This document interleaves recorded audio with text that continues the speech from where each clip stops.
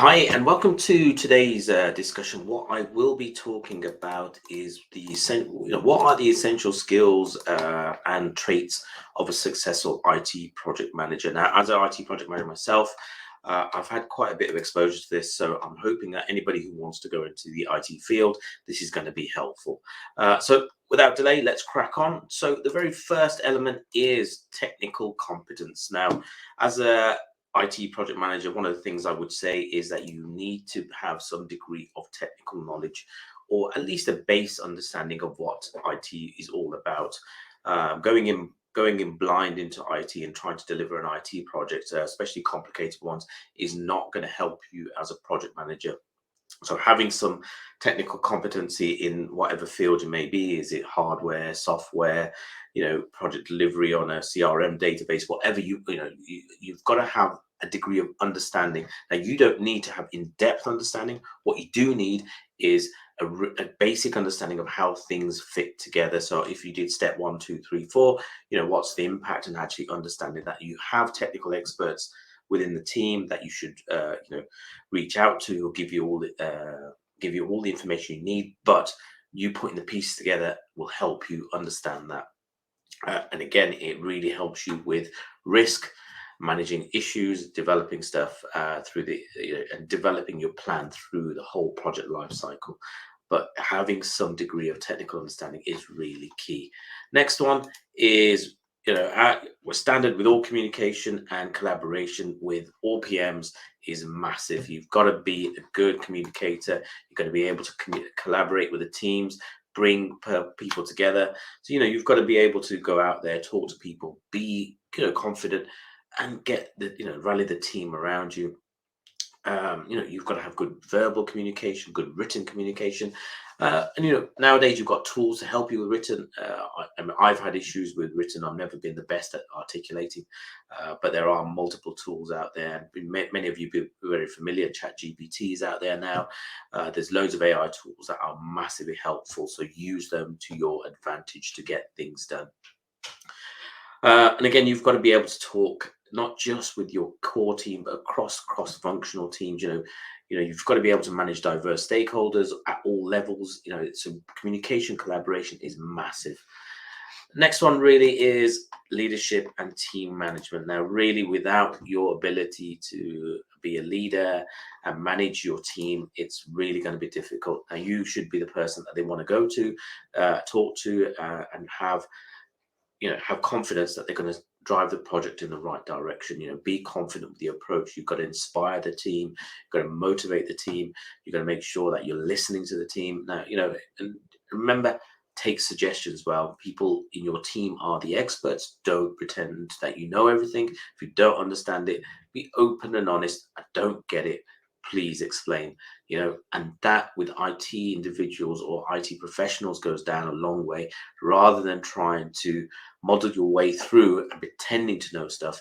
Make sure that you are very open and approachable. So your leadership and team management really comes into knowing where your strengths are, i.e. you're good at X, Y, and Z, but you're weak. Really, go reach out to the team. And that's good leadership, knowing when to say, actually, I don't know, come and help me, etc. And be decisive as a leader. Don't make clear decisions. You've got to steer the ship in the right direction. And when it's decision making, you as a leader, and the project manager title comes into it, you are a manager. Go in there and make decisions with confidence, and say, okay, you have to accept the risk, balance the pros and cons, and you can then move that forward. The next one is problem solving and decision making. Now, you really need to be able to, tackle a problem head on. Don't be scared to, if an issue comes along. 99% of the time, or 100% of the time, there will always be problems. But you need to be able to make sure that you can address the problem, understand it, and be analytical about how you do this. And say, okay, well, actually, let me look at the pros, let me look at the cons. Reach out to your colleagues, again, team leadership, management, and talk to them and say, okay, I've got all the information. Now you make a decision. And now you make a decision, because that problem, and be a strong decision maker. Sometimes you have to go against the grain, and don't be afraid of that. Go out there and tell people with all the information you have, as much as, some people might want to go in direction A. You need to steer them in the right direction, whether that goes against the grain or not. That is what your job is, and not to be afraid of it. To accept the wrong decision, it doesn't make you, doesn't make you a good problem solver or a good decision maker. So remember, you you've got to be confident in making your decisions and be flexible. You're not always right. The people around you are not always right. You've got to get the information from everybody, but always be decisive and move the team forward. Next one, and the final one, which I think is good stakeholder management. Are you good at managing the people around you, your senior stakeholders at a board level, portfolio level, whatever that might be? Are you then engaging with them, reporting to them, having that good relationship with them? And having that rapport is really, really important. That is what's going to get you out of trouble when there is an issue. If you've got that rapport, you've kept them informed, you've shown that you're managing the project really well.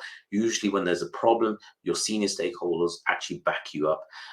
You do have the negative stakeholders who, doesn't matter how much you do, is always negative, but you've got to be seen to be constantly communicating, showing that you're handling your risk properly, showing that you are driving the project in the right direction. That gives the stakeholder good confidence, which in turn gives them ability to trust what you are doing. So, good negotiator, be proactive with your communication. How are you going to talk to these people, etc., is really key. So in summary, the topics we've covered, as an IT project manager, you've got to have some technical understanding, really, and there's loads of means and methods out there that you can go and get this information from.